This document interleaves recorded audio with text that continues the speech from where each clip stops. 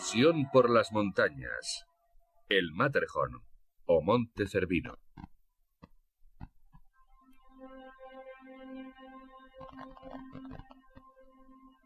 Se decía que no se podía escalar. Se decía que los cielos que lo cubrían estaban poblados de dragones y que había demonios bailando en su cumbre. Pero el 14 de julio de 1865, lo imposible se hizo realidad. 7 hombres alcanzaron la cima del Monte Cervino.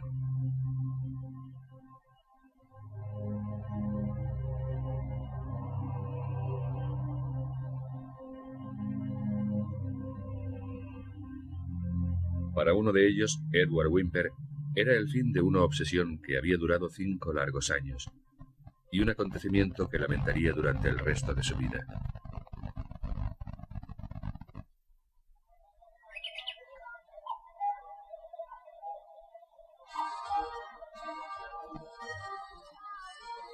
Hoy, el Cervino es una de las montañas más famosas del mundo. Su imagen ha adornado todo tipo de objetos, desde cajas de cereales hasta piezas de alta joyería.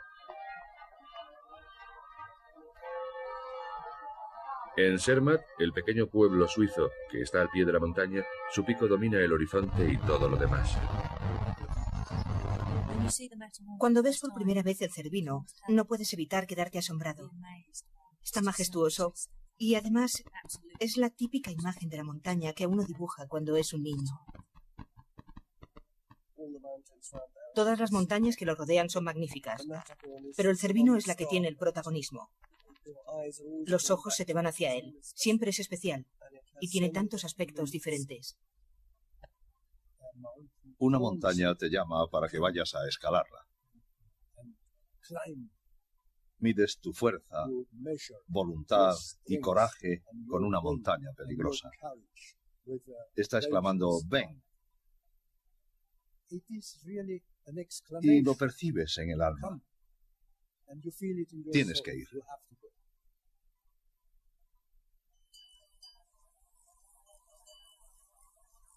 Cada año, más de 1 millón de turistas pasan por Zermatt, que en su día era simplemente un pequeño pueblo habitado por un puñado de campesinos y sus animales. De vez en cuando, algún viajero se detenía para contemplar el Cervino, aunque nadie intentó escalarlo. Estaba a 4.478 metros de altitud, envuelto en un velo de superstición.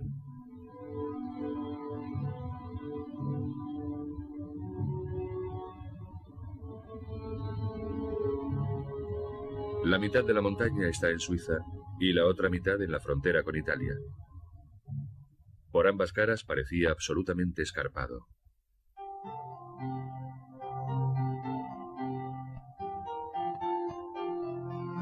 Pero en la década de 1850, las cosas empezaron a cambiar. El ferrocarril llegó a los Alpes y los turistas extranjeros llegaron en masa.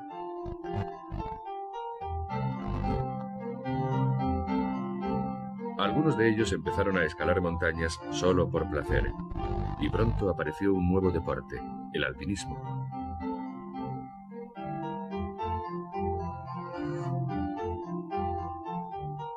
Los más entusiastas de estos primeros montañeros eran los británicos.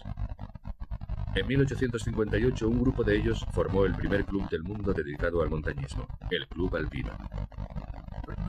Gran Bretaña era un poder real. Podíamos hacer cualquier cosa. Los victorianos tenían una confianza en sí mismos tremenda y si había alguna montaña que escalar, bueno, nosotros la escalaríamos. La mayoría eran personas con una profesión. Había muchos abogados, muchos profesores universitarios, bastantes clérigos. Era un pequeño grupo de personas, fundamentalmente gentlemen británicos, que de repente pensaron que esto era algo que merecía la pena. Y se puso de moda.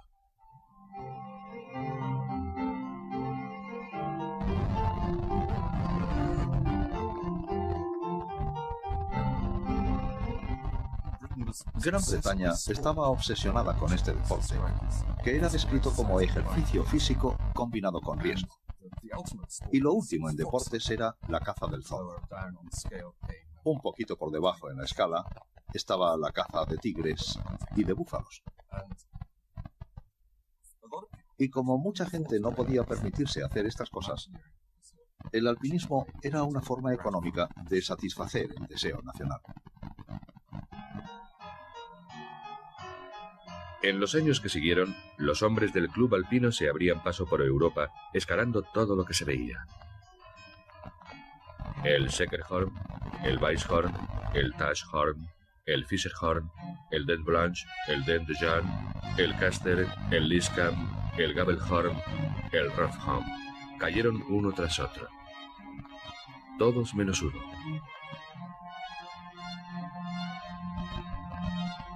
Entonces, en el verano de 1860, Edward Whymper llegó a Suiza con 20 años de edad. El Cervino había encontrado a su igual. Tenía un rostro muy enérgico. Y yo diría que serio. Aunque estoy segura de que tenía sentido del humor. Pero creo que era un rostro muy enérgico. Debió de haber tenido una tremenda fuerza de voluntad. Whymper era distinto a los demás hombres del club alpino, a quienes se les apodaba los ociosos universitarios de Cambridge. Él había abandonado la escuela a los 14 años para trabajar en el negocio de su padre. Whymper no procedía de las clases altas. No era un aristócrata. Era de una de las capas más bajas de la sociedad. Así que, en cierto modo, en aquellos días se le trataba como a un plebeyo. Aunque escalara como Los Ángeles, no había forma de disimular el hecho de que tenía acento de clase baja, que los demás miembros del club alpino no tenían.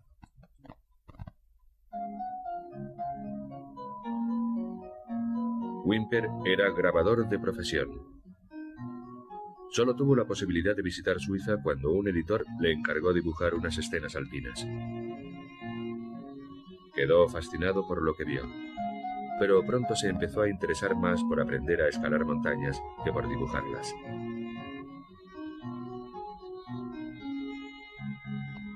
Cuando Whymper vio el Cervino por primera vez, no se impresionó demasiado. Pero cuando supo que todos hablaban de esta montaña como el mayor premio de los Alpes, decidió que él sería el primero en escalarlo. Siempre pensó que iba a ser famoso. Siempre creyó que sería algo más que grabador y que no estaría siempre trabajando en lo mismo que había trabajado su padre. Sentía que estaba destinado a hacer algo extraordinario. Antes que nada tenía que aprender el oficio de alpinista al estilo victoriano. Cuando Whymper llegó a los Alpes por primera vez en 1860, nunca había escalado. No sabía nada de la escalada. Creo que era muy testarudo. Y que iba aprendiendo sobre la marcha. Hoy día, el equipo de montañismo es muy sofisticado. Pero en la época de Whymper, los alpinistas tenían que arreglárselas con los trajes de tweed y pasar frío. El tweed es un material muy bueno. Es cálido y resistente al viento. Para algunos es un poco rasposo. El problema es que cuando se moja, tarda mucho en secarse. Como calzado, utilizaban las mismas botas de clavos que los granjeros. Hoy día es totalmente distinto. Utilizamos suelas de goma adherente. Y dicen que la goma funciona mucho mejor en la roca y que proporciona una fricción mejor. Pero en realidad es asombroso lo bien que se agarran estos clavos a la roca. De hecho, me parece que me voy a pasar a escalar con botas de clavos. El piolet me impresionó menos. Se llevaban siempre estas cosas, e incluso más largas, a donde fuera. Y a mí me parecen increíblemente difíciles de manejar. Yo creo que es preferible un hacha corta de aleación, más ligera. Bien, vamos a deshacernos de esto. Me parece que si hay que reconocer algo, es que eran mejores escaladores que nosotros. Se movían muy rápido, de forma muy eficaz en terrenos peligrosos. Utilizaban estas cuerdas, que probablemente se romperían si se ponían a prueba de forma severa. Y se ataban las cuerdas a la cintura, de forma que incluso si se caían y se salvaban, les daría un terrible tirón de la cintura. The world-class Imagineer doing his stuff.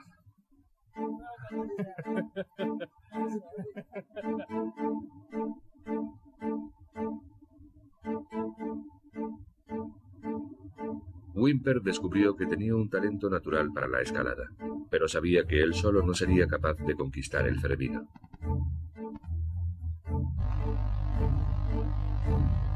En aquellos días casi nadie escalaba sin un guía local. Eran tan esenciales como las cuerdas y los piolets.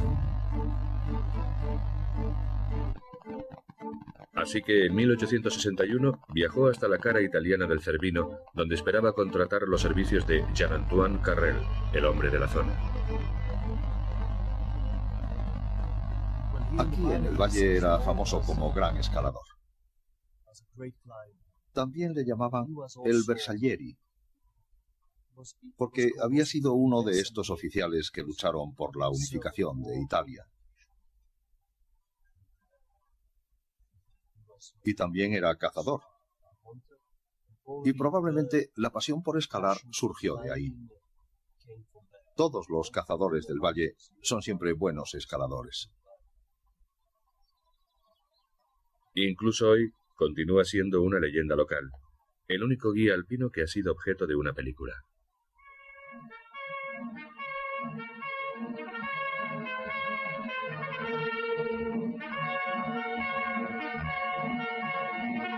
Carrel era el único guía que realmente creía que el Cervino podía escalarse. Y lo que es más, quería hacerlo con o sin un cliente extranjero. Era un hombre difícil de conocer. Silencioso. Hacía un montón de cosas, pero no decía demasiadas palabras. Iba y venía, pero siempre en silencio. Era un hombre muy duro. Y cuando se le metía una cosa en la cabeza, no paraba hasta que la hacía. My name is Whymper. You are Mr. Whymper. Whymper who climbed Mont Blanc last week with Cross? Yes, and now I want you as guide. I come here to find you. If you're willing to start right away. Certainly. But I tell you, this mountain is not Mont Blanc. Whymper estaba lleno de admiración por Carrel. Decía que Jean-Antoine era el mejor escalador de rocas que había conocido, pero estaba enfurecido por la negativa del italiano a acatar órdenes. Hold there, can't you see it? No use, we must. Another yard and we're out. Carrel estaba constantemente dando evasivas, a verlas venir. Sacaba de quicio a Whymper arriba en la montaña. Whymper decía que le parecía que solo quería conseguir sus propios fines. Era una persona ambiciosa y muy competente. También era un nacionalista. Estábamos en la época en la que empezaba a existir Italia como nación, y Carrel tenía mucho interés en conseguir el primer ascenso al Cervino para el prestigio de Italia. Whymper hizo 7 intentos al Cervino por la cara italiana. 3 de ellos junto a Carrel, pero nunca llegó a más de 300 metros de la cima. Había diseñado su propia tienda, su propio piolet, un garfio de enganche y montones de accesorios para la escalada. Un año apareció en Francia con una escalera plegable para escalar rocas. Los agentes de aduanas estaban convencidos de que era un ladrón de casas y solo le dejaron entrar cuando se hizo pasar por miembro de un número circense. Por todos los Alpes escaló varios picos famosos y se ganó una reputación como alpinista arriesgado a la par que meticuloso. Pero la única montaña que a él le interesaba era el Cervino.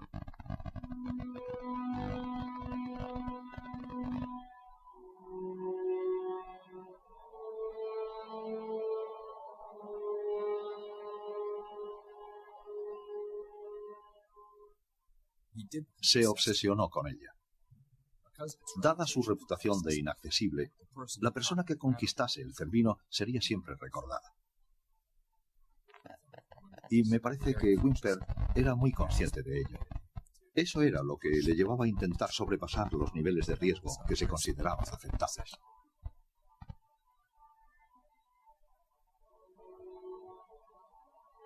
Whymper sabía que Carrel no era la única persona interesada en escalar el Cervino. El científico irlandés John Tyndall estuvo a punto de alcanzar la cima en 1862, Y también había otros miembros del club alpino que tenían los ojos puestos en la presa. Eran hombres ambiciosos. En aquella época, esas montañas gozaban de mucho prestigio entre ellos, no más que el propio Cervino. Era como si los acontecimientos estuvieran rodando hacia ese gran momento. En junio de 1865, Whymper regresó a Suiza con un audaz plan para conquistar el Monte Cervino y cualquier otro pico de renombre que no hubiera caído. En un mes asombroso, sus guías y él arrasaron los Alpes escalando el Dent Blanc, el Grand Cornier, los Grands Jorasses, el Aiguillevert, el Col de l'Ain, el Col de Thaler y el Ruinet. En 4 semanas escalaron en total 30.500 metros y recorrieron unos 600 kilómetros. ¿Alguna vez se ha igualado aquello? ¿Alguien ha superado eso en una campaña de escalada alpina? Porque fue realmente una campaña. Tenía una especie de lista de la compra con los picos por escalar y decía: voy a ir tachando el Aiguillevert, el Col de l'Ain, el Grand Cornier. Ah, y de paso este otro. Ah, y de camino vamos a escalar este otro pico para ir a ese glaciar que nadie ha cruzado, y mañana nos haremos aquel. Tenía una especie de confianza ciega. A principios de julio despidió a su primer equipo de guías y se dirigió a Italia en busca de su antiguo contrincante y compañero Jean-Antoine Carrel, para el que estaba seguro sería su último intento al Cervino. Al principio Carrel aceptó acompañarle, pero estaba todavía más esquivo que habitualmente y no mencionó un hecho esencial. Ya se había comprometido con un nuevo cliente mucho más importante.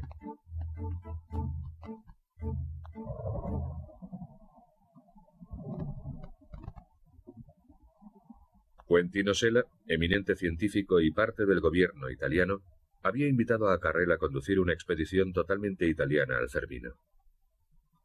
Sella era un experto escalador y había fundado recientemente el Club Alpino de Italia a imagen y semejanza del británico. La prensa se burlaba de él por su amor por las montañas, pero esto no disminuía su entusiasmo. Escalar montañas era bueno para la juventud.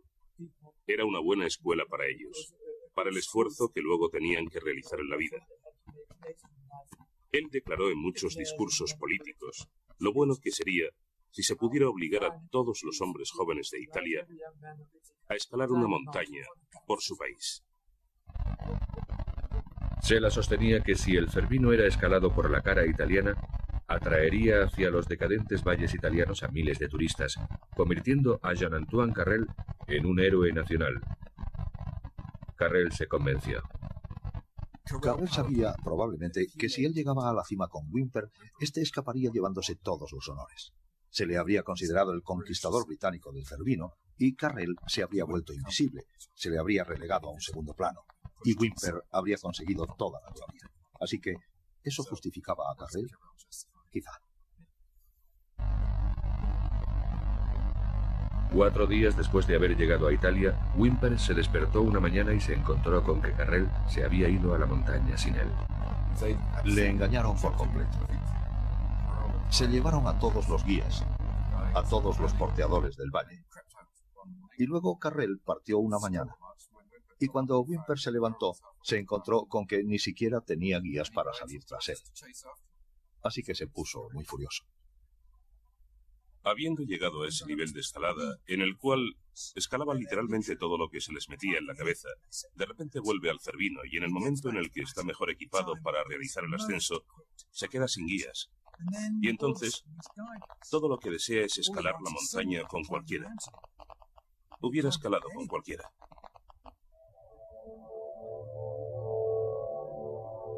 Entonces, repentinamente, a través del paso desde Suiza, llegó Lord Francis Douglas, el hijo mediano del loco y perverso clan de los Queensbury. Era una familia de aristócratas, y Francis tenía la oportunidad de satisfacer su deseo de hacer alpinismo. Estaba muy preparado, tenía mucho valor, y desde luego era muy hábil en la montaña. Era su tercera temporada en los Alpes.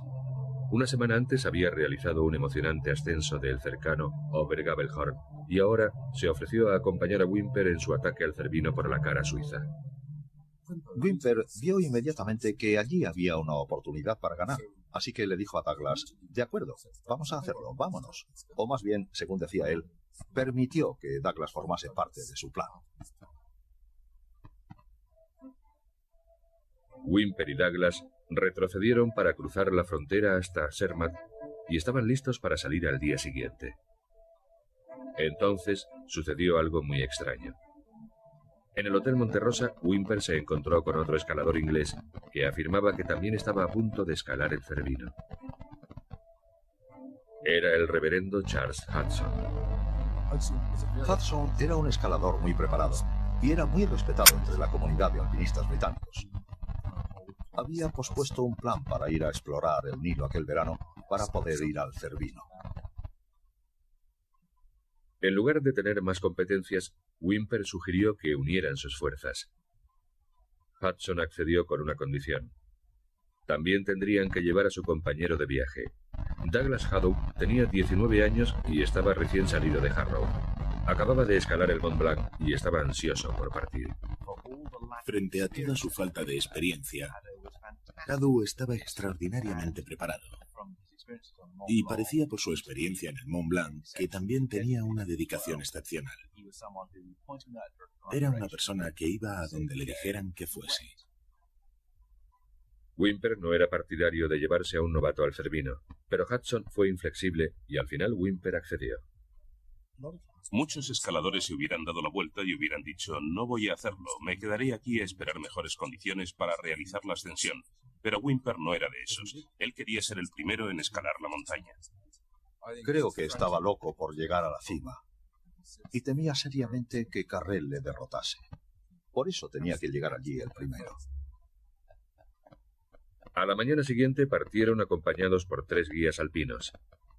Peter Taubwalder el viejo, su hijo Peter el joven, ambos de Zermatt, y Michel Cross, el famoso escalador de Chamonix.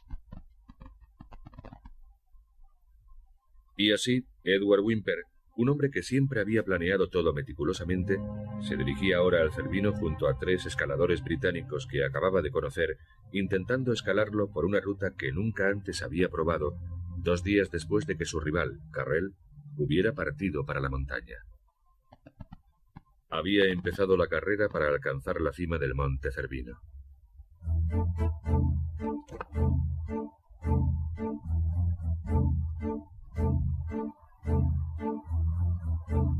Tardaron un día en alcanzar la cadena nororiental, una abrupta división que los guías pensaban podría llevarles hasta la cumbre. Estas cadenas son muy escarpadas y muy largas, muy difíciles. Casi en cada etapa de este largo recorrido existe un riesgo de caer y matarse, y hay un amplio margen de error.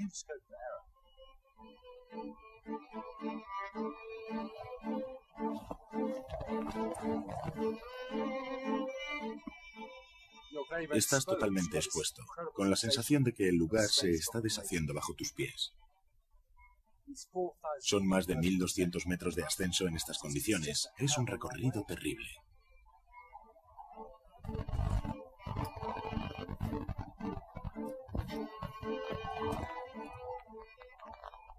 Pasas picos helados y cruzas precipicios. Es muy difícil. Y además estás casi en el borde de la gran extensión que constituye esta cara. Así que al principio es muy complicado saber a dónde vas. Pero según vas ascendiendo, todo empieza a cobrar sentido. Y entonces ves la enorme estribación que se eleva sobre ti. Y de repente, todo se vuelve espectacular. Para sorpresa de Whymper, progresaban rápidamente. Desde lejos, la cara suiza del Cervino parecía más difícil que la italiana, cuando en realidad la escalada era más sencilla.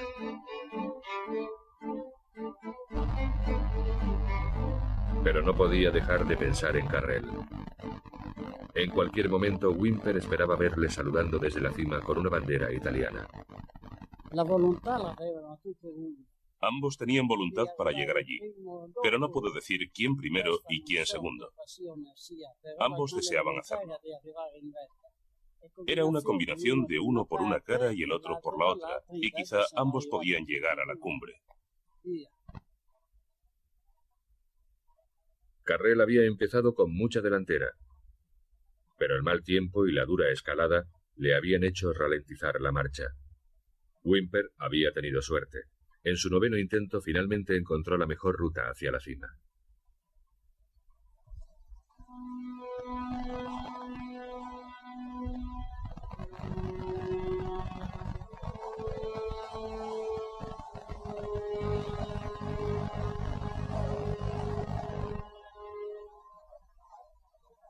Después de 6 horas, el grupo de Whymper tenía su objetivo a la vista, pero ahora la escalada se hacía mucho más dura. Estaban más o menos por aquí cuando de pronto las cosas empezaron a ponerse serias. Y el primer guía, Michel Croz, dijo, ahora empieza esto de verdad, o algo parecido. Y miraron hacia arriba y vieron que las rocas se volvían terriblemente escarpadas. Así que se desviaron a la derecha de la cara norte, donde el terreno es muy difícil y se está muy al descubierto. El joven Haddow empezaba a encontrar muy difícil la subida, pero continuaban sin problemas. Hoy día es muy distinto, porque la ruta moderna se hace todo recto por estas escarpadas rocas, con estos sucios cables grises que se pasan de uno a otro escalador. Así que es algo mucho más fácil que en la época de Whymper.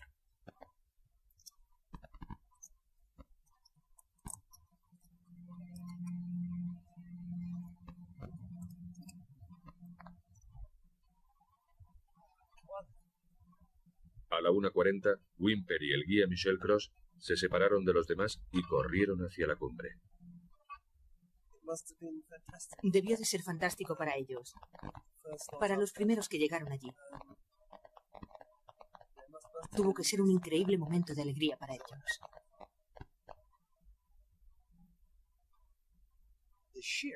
Todo el derroche de personalidad que invirtió en esa montaña, el número de intentos y los esfuerzos, era la realización del sueño central de su vida.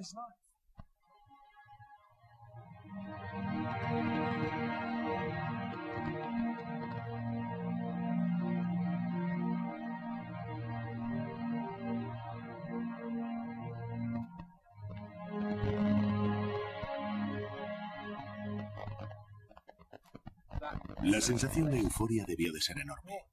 Hacía 5 años desde que había visto la montaña por primera vez. A lo largo de los últimos 4 años había realizado un total de 9 intentos.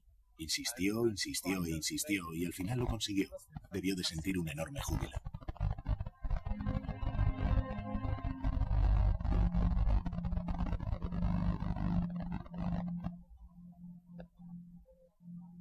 Caminaron por la cadena de montañas en busca de alguna señal de Carrel, pero no vieron nada. Entonces, de repente, Whymper divisó a los italianos a unos 300 metros por debajo.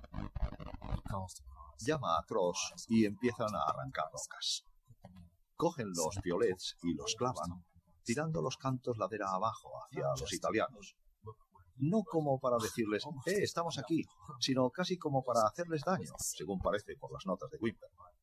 Bueno, él no dice que fuera así, pero está claro que quería que supieran que estaban allí, que habían ganado. Carrel los vio y escuchó sus voces, y en ese momento fue el final. La carrera había terminado para él.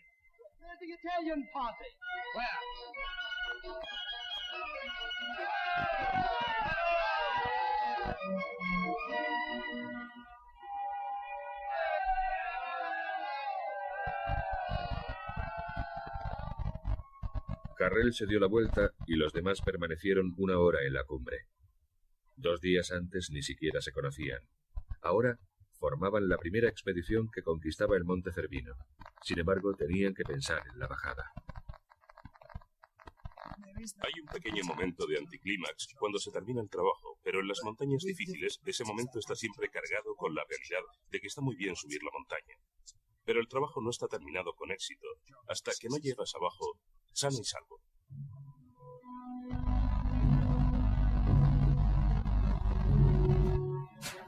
A las 2:40 abandonaron la cima. El guía más fuerte, Michel Cross, iba delante, seguido por Hadow, el alpinista más flojo. Whymper se quedó atrás para plantar sobre la cima una botella con la lista de sus nombres dentro.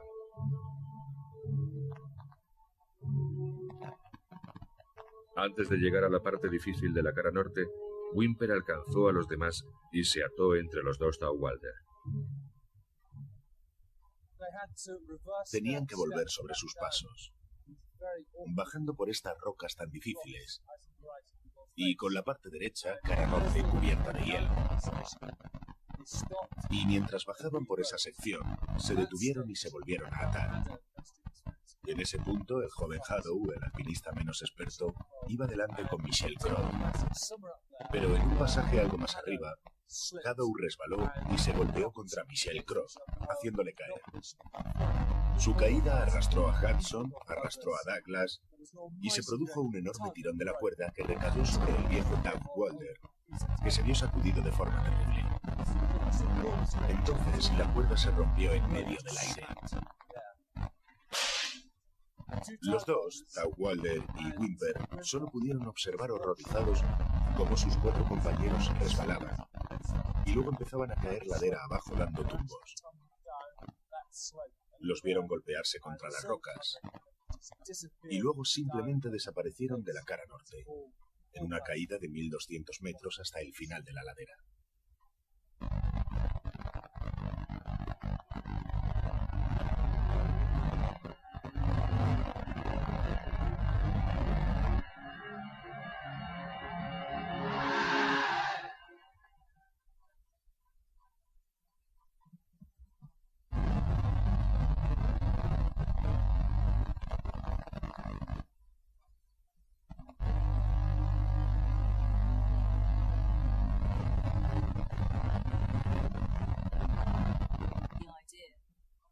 La idea de que alguien caiga desde casi la cumbre y baje rodando, golpeándose contra esos afilados bordes, es terrorífica. Es terrible pensar que se precipitaron cientos y cientos de metros hacia abajo, rodando. Encontraron cuerpos destrozados, restos esparcidos, un brazo, una pierna, una bota, partes de un cráneo. Eran restos humanos, solo pedazos, de todos los escaladores, excepto del Lord Francis Douglas. Se supone que su cuerpo debió de quedar alojado en alguna grieta de la montaña. Encontraron en el fondo trozos de ropa suya y una de sus botas, pero su cuerpo nunca se encontró. Todos los cadáveres estaban desnudos. Sus pertenencias estaban dispersas a su alrededor. Apenas se podían reconocer. Por ejemplo, a Cross le faltaba la parte superior de la cabeza. Y solo pudieron reconocerle gracias a la barba y a su rosario, que tenía incrustado en la mandíbula, y se lo tuvieron que... Bueno, no sé si se lo tenían que quitar necesariamente, pero de hecho se lo tuvieron que arrancar con un cortaplumas. El caso es que fue un accidente muy desagradable. Mucho antes de recibir las primeras noticias oficiales de la tragedia, la madre de Lord Francis Douglas había pasado la noche en vela en Londres.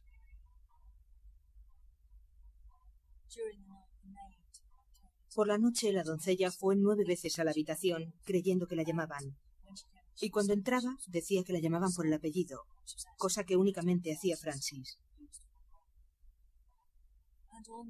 La 4ª vez que entró, dijo que había tenido una visión. Francis estaba tumbado en un saliente de roca muy alto y estaba muy malherido. La madre de Francis la tranquilizó, le dijo que se fuera a la cama y que no volviera a la habitación.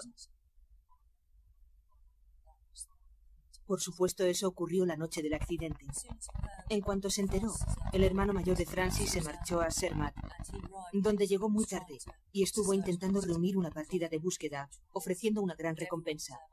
Pero todo el mundo en Zermatt se mostraba muy remiso. Así que se marchó, ya estaba anocheciendo, y subió al glaciar para intentar buscar a su hermano. Y llegó solo a donde ahora está la cabaña de Hornley. Y como nunca había hecho alpinismo, se limitó a gritar el nombre de su hermano. y sus gritos podían escucharse abajo en Zermatt.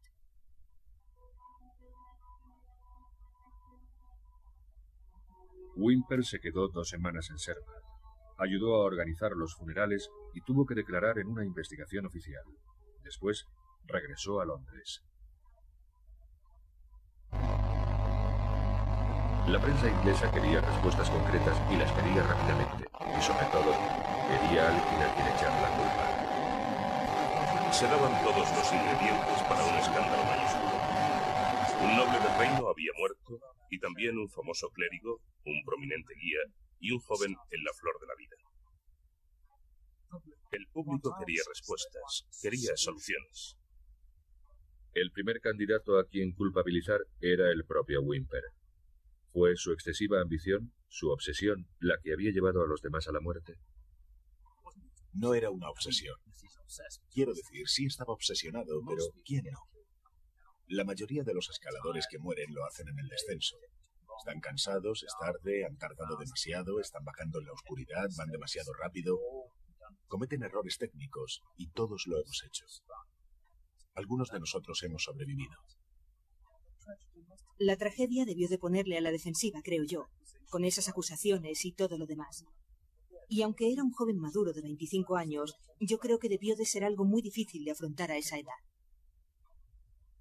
Después estaba Haddow. La investigación oficial en Zermatt había determinado que su error había sido la única causa del accidente.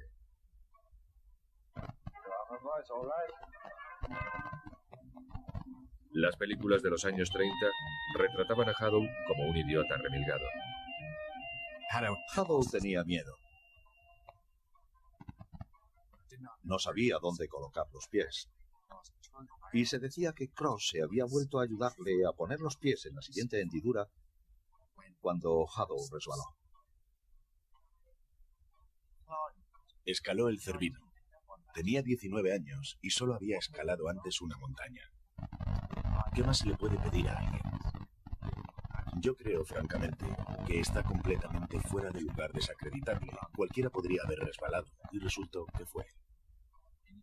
Si eso no hubiera ocurrido. Y podía no haber ocurrido perfectamente porque era solo una parte de la montaña, de hecho una zona muy pequeña. Estaban a medio camino del final. Y luego había una parte que casi se bajaba corriendo hasta la base. Si no hubiera pasado, habría sido un héroe indiscutible. En privado, Whymper decía que Haddow no debería haber estado allí, pero culpaba a Charles Hudson por traerle. Hudson le quería allí y Whymper lo aceptó. Así que se podría decir que la ambición de Hudson y de Whymper provocó una situación que tuvo como resultado un accidente. Pero si todos hubieran llegado abajo, habrían sido héroes y nadie se habría preocupado por la falta de experiencia de Haddow. Según el relato del propio Whymper, el villano era otro.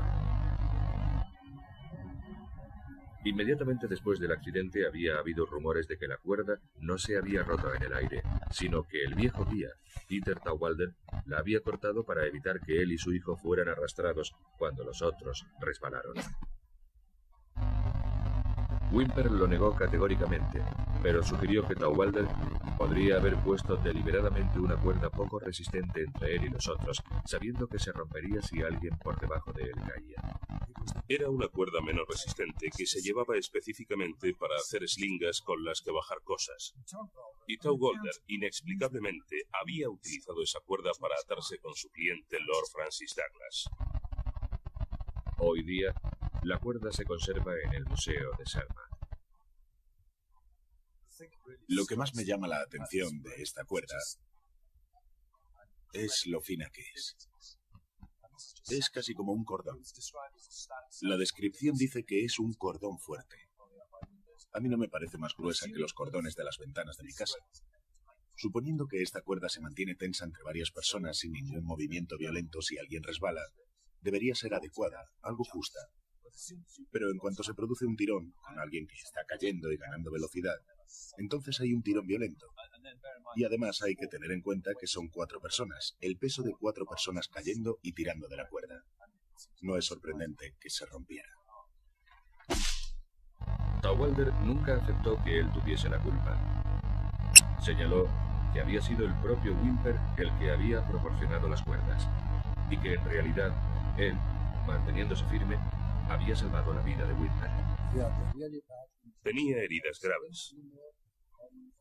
La mano le quedó despellejada y la piel no volvió a crecer allí donde tenía la cuerda, porque siempre se la enrollan en la mano para poder ayudar mejor. Y tenía unas marcas muy feas. Yo admiro a Whymper en ciertas cosas, pero debo decir que su carácter no era el de un inglés, que suelen ser generalmente muy justos y sinceros. Así de injustas eran las reglas de la época. Si tenían éxito, era una escalada británica conducida por un grupo británico. Si algo salía mal, la culpa era de los guías locales, que tenían que cargar con la responsabilidad de no haber cuidado bien de sus clientes.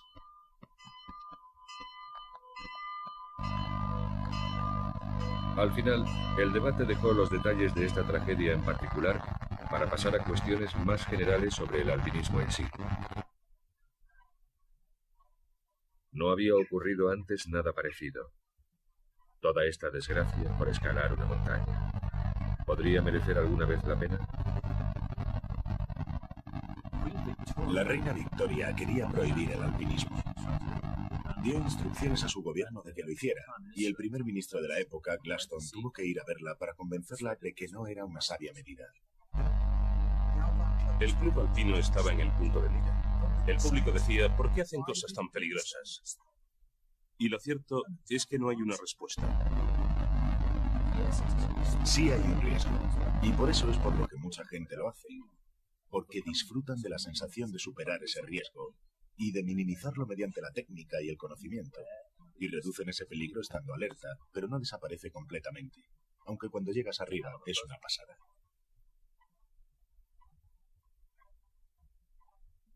No podemos hacer que sea totalmente seguro. Quiero decir que si le quitamos todo el riesgo, también se pierde mucha emoción. Pero sugerir que los montañeros buscan deliberadamente el riesgo o que tienen algún tipo de atracción por la muerte es simplemente ridículo. Lo que hay es un deseo de vivir intensamente y de sentir que estás vivo, y eso es completamente lo contrario de ser un suicida.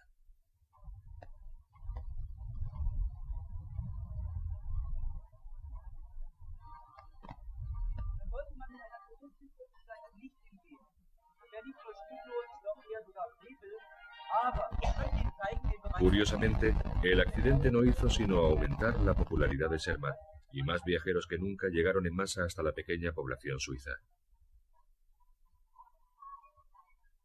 Durante un breve periodo, Whymper fue el alpinista más famoso y el Monte Cervino la montaña más conocida. Pero la suya era una victoria manchada, la fama a un precio muy alto. Aunque lo superó y continuó haciendo muchas cosas el resto de su vida, siempre tuvo que estar allí y siempre tuvo que haber alguien que le preguntara por aquello. Supongo que cuando iba a dar conferencias o cualquier cosa, aquello debía de volver a atormentarle. Era algo de lo que evidentemente la gente quería hablar, o no quería hablar, o lo que fuera. El caso es que tuvo que haber sido, en vez de ser maravilloso por haber sido el primer hombre que escaló el Cervino, yo creo que la tragedia lo empañó mucho. Muchísimo. El incansable afán de viajar de Whymper le llevó hasta Groenlandia, Canadá y Sudamérica. Escaló muchas montañas más, pero el entusiasmo había desaparecido. Durante el resto de su vida, las pesadillas lo atormentaron, y la idea de no haber podido hacer nada por ayudar a sus compañeros le torturaba. Se convirtió en un hombre solitario y taciturno, amargado y enfadado con el mundo. Y entonces, a la edad de 66 años, se casó. Se casó, creo que con la hija de su casero.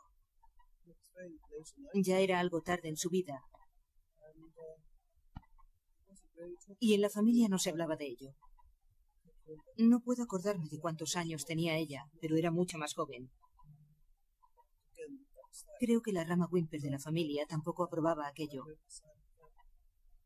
Pero para empezar, ellos eran felices juntos, creo. Y además nació mi madre. Yo estoy segura de que eso le emocionó y le hizo muy feliz. Y luego, el matrimonio se rompió. Y la familia, bueno, realmente no se mencionaba porque no lo aprobaban.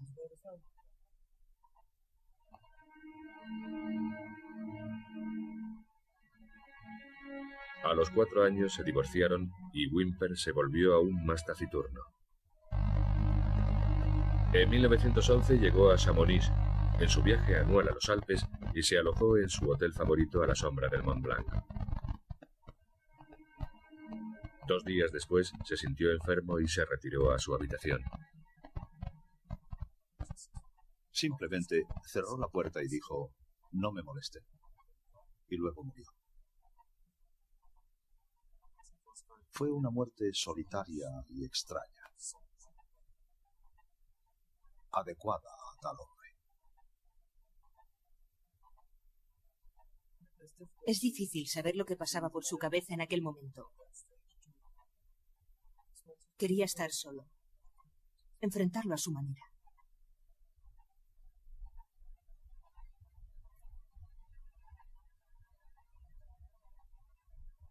Hoy, 3.000 personas escalan cada año el Monte Cervino, la mayoría siguiendo la ruta de Whymper.